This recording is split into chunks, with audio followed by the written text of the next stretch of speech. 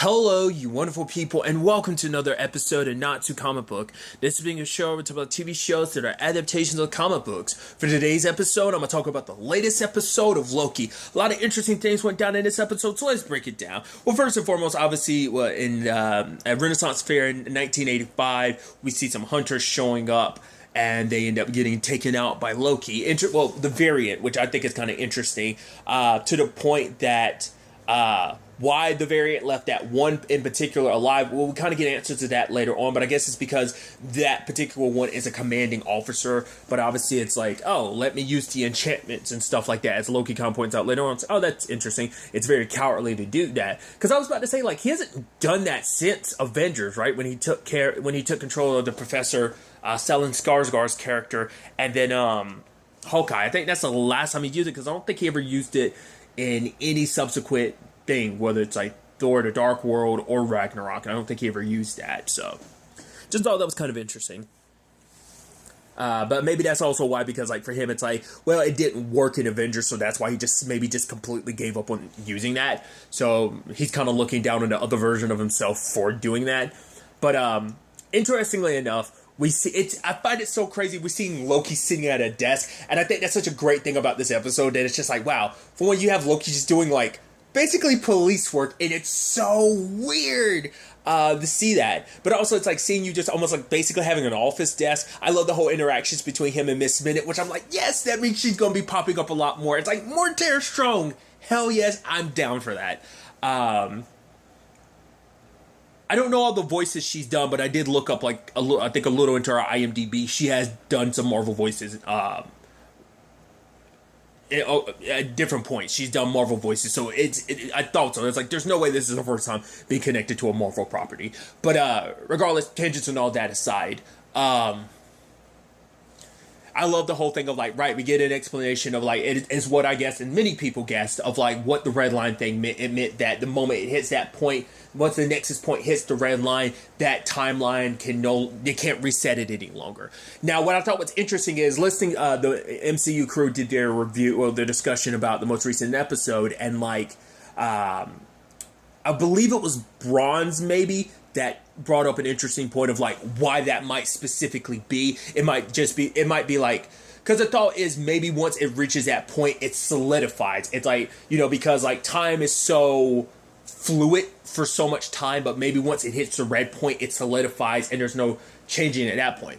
Now, Bronze's thought was like, and I think this might, because they didn't really go into explaining like why necessarily that is, but Bronze's point I thought was kind of interesting is that basically at that point, because at that point the timeline can start splintering and branching like crazy, because we're already in a branching timeline, and then more branches can come about just because every different choice leads to a new timeline being created, unless you're going down the path that it's supposed to be, and that is the sacred timeline. So basically she compared it to like cutting off the head of a hydra. You cut off one, another one will pop up in its place. So that basically, because this branch timeline solidified across the red line, any other timelines, like you never to infinity and beyond, you'd never be able to catch up to the splintering timelines, because it'd just be too much. Once again, they didn't go into explaining what that necessarily meant about the red line, but I thought that was an interesting thing. I just wanted to kind of throw it out there, like, like hearing that theory about that's what that is.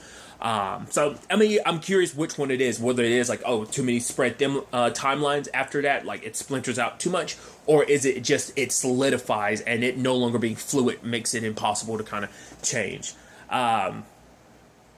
Which we also got some interesting explanation on that too, which still it's the whole conversation about like what the reset charges actually do. From what we see, it doesn't seem like it devours an entire timeline. To a certain extent, the argument could be it still does.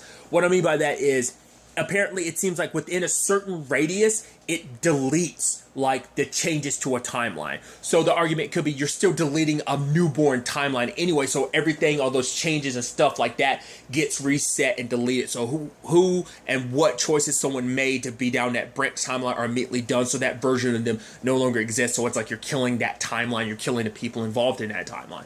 At the very least, that's what it seems. Because my thought, like, I guess just for me, I thought, like, basically you kind of rewound the clock on the timeline and then everything goes the way it's supposed to. But it seems like, more specifically, you're erasing all the differences and within a certain span of time, a certain radius, which makes me wonder, like, does it, like, can it reach only like, because radius makes me feel like it has a small area, you know? But so, like, for example, with Loki, obviously this being the Avenger, Loki after being beat by the Avengers, him grabbing Tesseract and popping off and leaving. So, first we see them put it down in Mongolia. Does that mean that there's another team somewhere else? Or maybe some of those other hunters went to, where Loki disappeared and did the same thing? Or does that one charge in Mongolia reach all the way in New York to, like, fix that?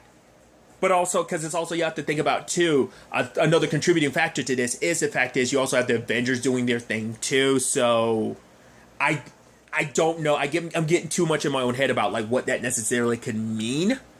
Like, because obviously, like, certain aspects of it, like, I guess you reset the timeline to be what it originally was supposed to be. So, like, Loki still does, like I said, Loki still goes out and the story plays out like it does, going from Avengers to Thor Dark World with him getting locked up. So, I guess that's just kind of all there is. And I guess, like, well, the Avengers kind of left after, like, time, before time got reset, I guess is kind of going to be the argument. Things not necessarily, because obviously things didn't play out the way they were supposed to. Regardless, it's time. Time can get super heady and stuff like that, you know, time travel and all that. So it just makes you wonder, like, my point was, like, I'm curious, is it multiple devices or is it just one device reaching all across, hitting the certain points it's supposed to, or is it a small radius and you need multiple charges to hit all the focal points of the new branching timeline? Just a thought I had. But going back to my point of just, like, Loki, it's so interesting, like, him being, like, you know, it's like, right, he's there in a meeting and everyone's like, right, we're going after this variant Loki, and he has to wear this jacket that has variant on the back, and Hunter B-15 is like, oh, we got to make sure people never forget who you are. He's like, right, cool.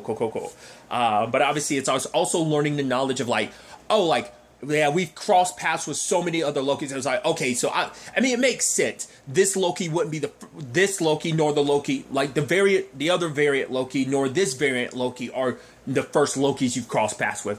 The way they were saying it is like, oh, we crossed with so many variants of Loki, more so than any other variant, which is like, I guess it makes sense. He's a literal god of mischief, so it makes sense that he'd be the most variant of variants. But I also love that we got to see different variant versions, some that look different, one of them being the most different because it looked like kind of like a giant, a yellowish giant. And obviously with similar abilities, but it does seem like some are different, have different abilities as well. So I was just like, that's just interesting. But Loki kind of setting him straight, like, oh, you think you know everything about me, but, like, oh, you think these two particular abilities I have are the same. It's like, no, those are two separate abilities. But I guess, no, but of course you guys already knew that, right? It's like he was just showing up, and it's just kind of like, you know, Mobius had been like, calm down, note it, you know. So they're going to this Renaissance fair, following everything. Obviously Loki doesn't like you know, watching all the videos he's supposed to. He got some of the bare knowledge, but not all of it. Which, really quickly, it does... There's something else I didn't talk about earlier about the Miss Minute thing, which I think is interesting. It's like, he asked the question of, are you alive or you are recording? And she's like, both. Because, like, he tried to attack her, and she's, like, avoiding it. So it's not like she's just a regular hologram. Like, I guess if she got hurt, it would actually hurt. And then she immediately jumps in the computer. So it's like, is she, like, a living computer program?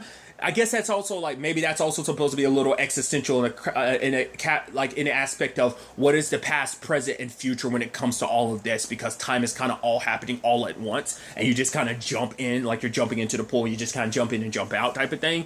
So maybe she's kind of the same thing where she is, you know, what is alive and what is a recording type of, I don't know. I thought that was kind of an interesting, just a little tidbit I forgot to talk about, but I circle back to. But regardless, but obviously Loki, like, I was like, all right, the variant isn't here. We got to go look. We got to look for, was it C-20 who got kidnapped? But Loki's like, no, don't go anywhere. You go outside that tent, you're going to be dead. I was like, oh, is that really true? It's like, he's like, yeah, basically, I know me better than anyone else. So I know that this variant, what it's trying to do, it's luring you into a trap. You know, it's like, oh, in Asgard, we have this whole saying about, you know, if you see a wolf's ears, beware that its teeth.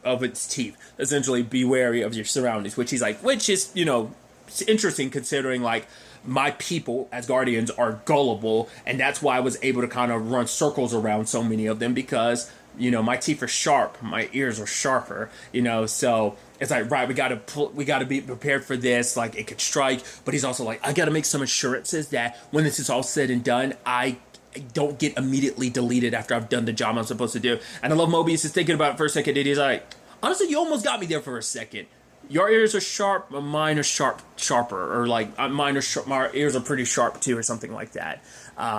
Because Loki was trying to play the situation. And I love later on being like, okay, so let me explain what I was doing. I was just like, obviously you're trying to understand the mind of a Loki. And just Mobius like, just shut up. Just shut up. Like, you're trying to spin this to try and make it seem like everything you're doing is for the purpose of helping us, and you're really trying to help us understand. It's like, no, I know what you're really trying to do. The fact of the matter is, you're trying to get an audience with the TVA and the timekeepers, so that you can try and charm them, so that you can kind of try and take control of the TVA and stuff like that. Which Loki was immediately kind of looking down like, oh, you got to figure me out. It's like, they know you better than you know yourself, legitimately. Even like, at the very least, Mobius was like, I was hoping that your insecurity about there being a better version of you out there. He's like, well, it's a superior version. Like, I wouldn't go that far. It's like, no. He's like, at the very least, I thought your competitive nature of like trying to prove that you're the better version would motivate you enough to do all this.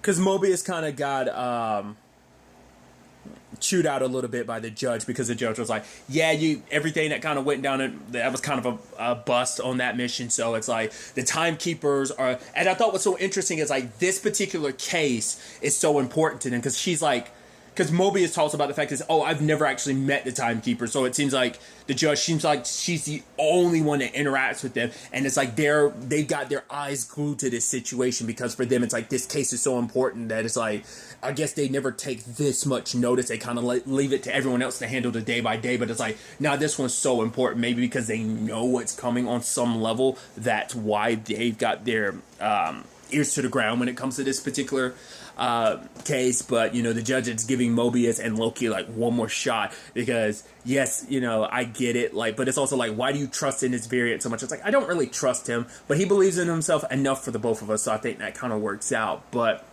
for him, it is a situation of, if he wants to catch this variant, which they've been unsuccessful catching it with their methods, get a Loki, because it's like, if I can understand how this Loki ticks or operates, then that can give me an idea how this other one's. Granted, it seems like he was more so using it as an excuse just to get the judge to be more okay with him continuing to work with the Loki, this version of Loki.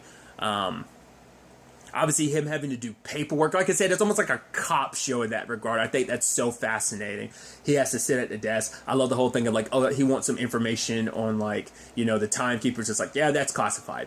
Okay, the beginning of time, that's classified. The end of time, that's classified. What can I actually read? Oh, here's some stuff about, I think specifically him as a variant. I think that's it. Or maybe it's just variant versions of Loki's in general.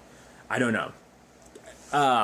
I think it's specifically his file, but in general, he's reading through it and he finds out about Ragnarok. Because I think when we saw, like, what he was seeing of his life, he was seeing the clip note version. He didn't see everything, so he didn't know about Ragnarok. He didn't know about, well, wait, my home gets destroyed? Especially considering, like, that's not too far away. That's, like, a couple years from now, your home is gone, and, like, so many people die in the process. I mean, especially considering, like, your entire home is gone. Granted, I don't think he knows about Earth. I mean, to be fair, it hasn't, well, it gets established in Endgame, their place, their home, their new Asgard and everything, but he I think beyond, well, because it won't make sense he wouldn't know about that, because his film stopped when he died. So that's as far as his story goes. So he doesn't know about what exists beyond that. So for him, he thinks like, oh, Asgard's dead and gone. Even later on when it's like, oh yeah, it's, Mobius is like, sorry about it. He's like, what? Yeah, sure. I think for him, it's just a thing of trying to pretend like he's not bothered by it. He's trying to keep focused and not think about it, because it has affected him.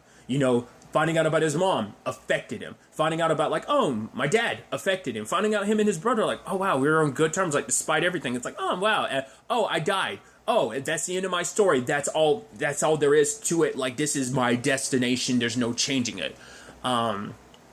But, like, you even saw him kind of tearing up a little bit about hearing about Asgard, but he doesn't know about New Asgard on Earth, so I thought that was kind of an interesting element, because I was about to say, wouldn't he know about it? I was like, but no, like, that happened after he died, so of course he wouldn't know about, like, all the stuff that went down in Endgame. I wonder, does he even know that Thanos bit the dust.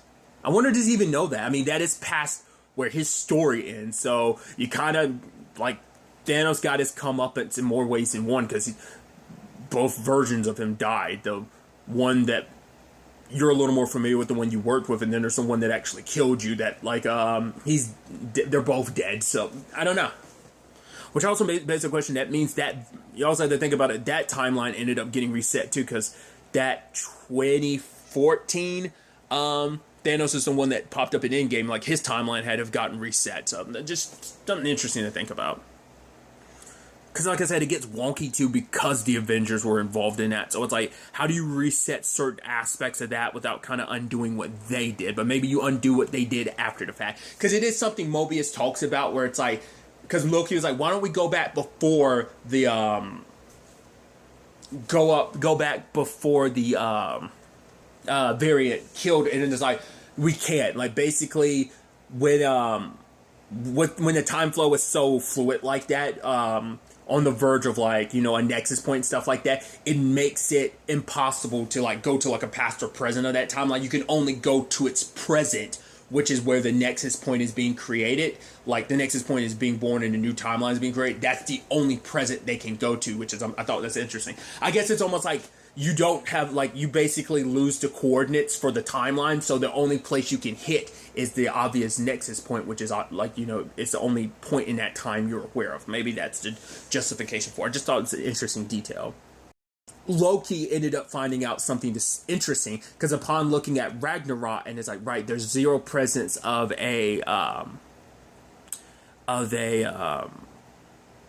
variant, that he comes to talk to Mobius, and he uses the analogy. He's like, no, don't do that. I want my salad. I even love him running into Casey. Casey's like, hey, it's you. He's like, okay, let me borrow your drink thing or whatever. And so he basically gives the analogy that this variant has been hiding in apocalypses all throughout time. I'm like, that's so fascinating, because it's like, right, you can do whatever you want to. It's like, oh, like, because there's not, like, you can create branches, because branches can't be fully created, because it's like, right, like, say, like, oh, I'll go to Asgard, we do some shenanigans, and like, oh, like, try to warn people to move and leave, but it's like, no, it's kind of like a fixed point in time of like, it's going to happen, so there's no changing that. So any attempts at kind of creating a alternate time, like branch timelines, are impossible, because the apocalypse will happen and everyone dies anyway. So there's no creating a branch, which I think is so fascinating. I guess that's also the argument why, like, maybe even if you went back further, you probably still could up to a certain point. You have to go to like a little. You have to go around the general radius of the apocalypse point. I mean, otherwise you would create branches and they find you. How that's even why Loki was like, aren't you guys worried about the fact is I'll have my magic and everything? It's like, no. It's like, no, we're not worried about what you betraying us. We know you would try it, but like, we also know you wouldn't be dumb enough to do it, because you know that we'd be able to track you down and there'd be nothing you could do about it. So it'd kind of be pointless in the first place, you know? So I thought that was just kind of interesting, because it's like, right, like, they, especially because he does recognize him as the highest power, higher caliber power than he believed existed before, that being the Infinity Stone. So now it's like, oh, like, he respects and kind of fears his power, but also wants that power. So he is, you know, balancing like, oh, I am going to work with you guys while also trying to find a way to stab you in the back, which Mobius is like, he's like, you know, look, he's like, I've never stabbed anyone in the back. It's like, you literally done it 50 times. It's like, yeah, but I won't do it again, because it's owed at this point in time. Because that was an argument Mobius was making at some point, being like, oh, you know, Loki's not going to do like the whole like betraying someone, because you do something over and over again, eventually you get tired of it. So it's like, nah, Loki never got tired of it over the course of the MCU, like his chicanery and his mischief, I guess, as you would say. But obviously they go and test this out with Pompeii, and Loki brings up the interesting question of, you know, where is the TVA, past, present, or future? Because he's like, oh, because we're from the future. It's like, well, it didn't had to ask Mobius, he's like, are we from the future? Where is the TVA actually located? I don't know if anyone else has thrown out this theory. Once again, shout out to the MCU crew, because I thought it was an interesting theory about where they are. It was a theory that basically they're in the it was a theory that they were in the the quantum realm, because that would also explain why the Infinity Stones don't work, because we know that the snap didn't reach Ant-Man inside of the quantum realm. So it was just an interesting theory. I'm like, oh, maybe that's the case. Like, because we never got an answer to like, because my thought was kind of like similar to like the Time Masters in I mean, I think they're just into comics in general, but specifically I'm referencing the Arrowverse, the CW DC shows, because the Time Masters exist in a point outside of time known as the Vanishing Point. My assumption was just kind of like the TVA kind of works in a similar case of it. They exist outside of time. I don't know if that is the case or not. Because that conversation comes up between Loki and Mobius too about, at one point in time, I forgot what sparked it, but it was like, oh, it was a whole conversation about them being who they are. It's like, how are you really comfortable with their job and position, like believing in, you know, these 3 space lizards and everything. But for him, it's like, they made this, they made all of this. But it's like, you know, basically they're locked in their chambers at the end of time trying to unravel all of the, like, the epilogue of what is essentially time. And basically, it's like, he's like, right. So when we've done our job, when we made sure there is no more like nexus points, so like, once we've kind of brought full order to the timeline, that the timeline is in perfect unison, which is also interesting because it's like, so that means there's an end to it, which is crazy to think about. Meaning that like you can definitively say that there will never be any more branches to the timeline, and like, how can you say that considering like. Because that's also the conversation Loki's saying about, like, so are you saying that there's no such thing as free will? He's like, that's oversimplifying. I'm like, but like, then how can you ever be sure that the sacred timeline is going to stay the sacred timeline and there won't be more branches created when the fact is, you're saying when it's all said and done, when order's fully restored, we'll be there at the end of the timeline and be in peace. You know, we'll be there at the end to enjoy the peace, which I'm like, how does that work? Because also, you know, 12 Monkeys is the thing. I mean, literally take the line from 12 Monkeys, like, the end is the beginning is the end. And, like, time is this reciprocal, like, thing. It's an Ouroboros, a snake eating its own tail in an infinite loop.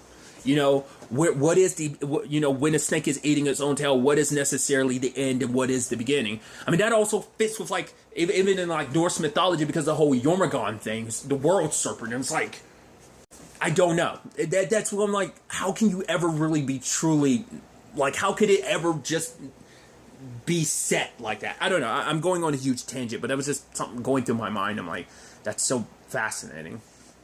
But Loki, Mobius compared him and like, oh, we were all created to, like, well, what were you? He's like, a frost giant from, was it Jotunheim? Led to my creation, and it's like, oh, like, well, then who raised you? Oh, my dad. He's like, right, Odin, the god of the heavens and stuff like that. So he's basically trying to like make comparisons of like, obviously we all kind of come from somewhere, kind of stuck in our own stations. It's like, you want to like be look down on us because we, myself included, believe so much in this, but it's like, you know, we all kind of come from somewhere and kind of are born into. I'm butchering it, but it was just so interesting the perspective he was kind of giving to Loki, saying that there's not too much difference between you and me. You look down upon me, but we're kind of in the same boat, you know. They ultimately ended up tracking down this other variant by I forgot what was the exact thing that led them to. Because it was like basically it was a certain specific time, because it had to be a disaster that wasn't man-made. It had to be a disaster that was natural, because it made the blending in that much easier, and ultimately it led them to 2050 Alabama at Rock's cart, which I'm like, is that supposed to be like Roxxon? Because it's the double X and everything, so I would assume like, oh, like, is that supposed to be like Roxxon is such a big, like, all-consuming company? Maybe kind of like a parallel to like Amazon to a certain extent. And so they've like, oh yeah, we got like, yeah, we have our own buildings and stuff like that. Like, we just kind of run so much. We're such a big international company. Like, maybe that's what that's supposed to be. I even love they like came in from the rain, and then Loki like dries his clothes, and she's like, what was that? And it's like, what? Oh, like, I'm going to, like, have wet clothes, like, oh, just so I can have squeaky shoes, that so this variant can know where I am, just like it will know where you are, to use squeaky. So Loki has to go with a Hunter B-15, but Mobius is like, no, I'm gonna keep an eye on him. But Loki's like, no, I need to earn trust, then I will. You can trust me. And Mobius is like, why is it that the ones you shouldn't trust are the ones that quickly tell you you should trust me? I even love him walking with B-15 and be like, oh, so this is our time to really get to know you. He's like, I'm glad we get to spend this time together. Like, I think we got on our own foot. She's just like, shut up, you know? And they find the dude. It's like, oh, yeah, like, I'm all here buying stuff because, yeah, it's like when there's a literal hurricane coming, it's like, yeah, it's a hurricane sale. But obviously she gets the enchantment passes through touch. So he touches B-15. She gets under control. Still looking at herself like, you know, it's like, I love the whole thing of like, he's like, right, this is me. And she's like, no. If anything, it's more like you're me because I'm the better, superior Loki, interestingly enough. So obviously it's like, oh, like this version of Loki's looking down on Avengers variant Loki by being like, oh, you're working with the TVA, which is like, no, that's not the case. It's like, oh, you went undercover. It's like, yes, I'm going to get close to the timekeepers and I'm going to control the TVA.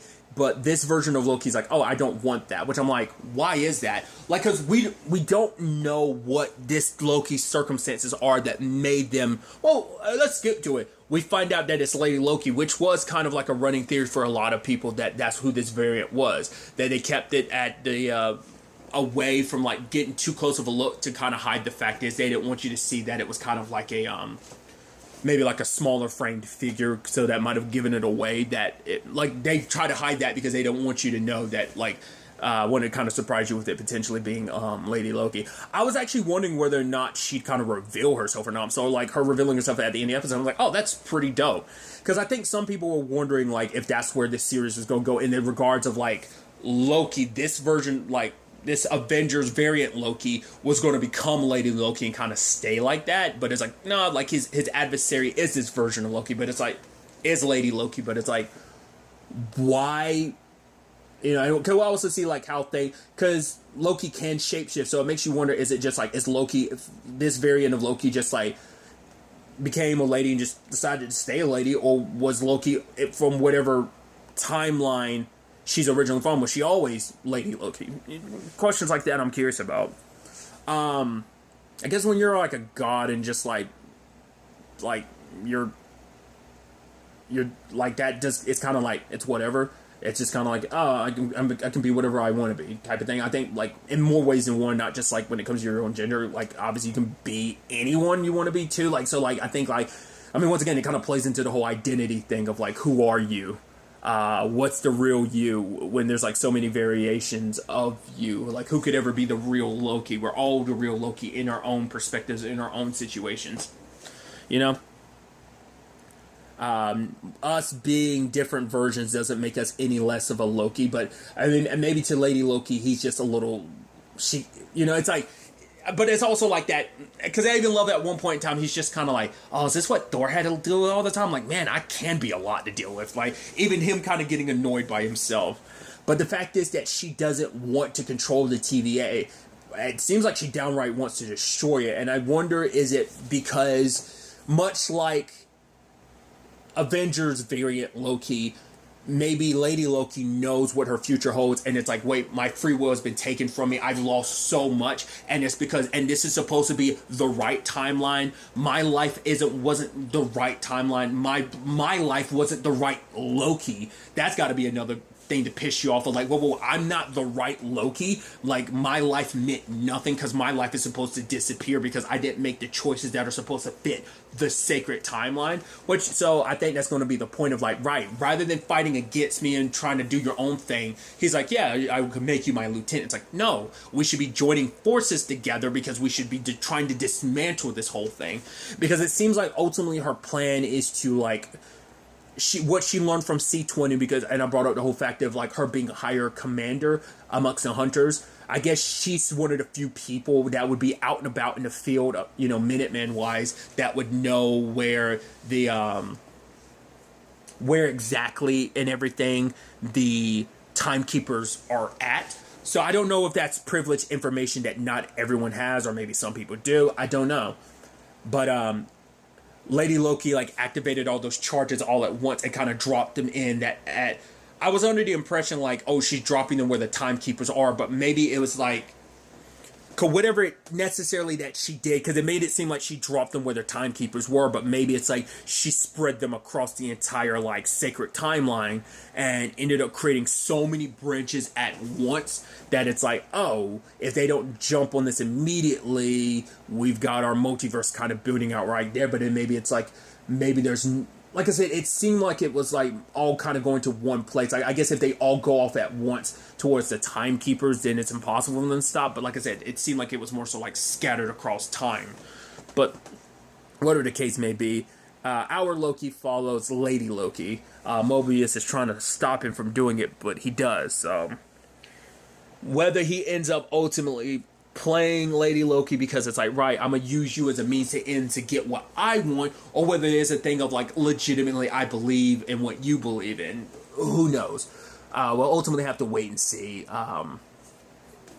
It's just an interesting thing to kind of dive into. Maybe next episode we'll get her story and find out what her circumstances are that led her to be on this mission, her, glorious purpose, maybe. I don't know. We'll have to wait and see. Really, that's all I want to talk about. Until the next time we meet, be happy, be safe, live life to the fullest, and enjoy it. Good day, and goodbye.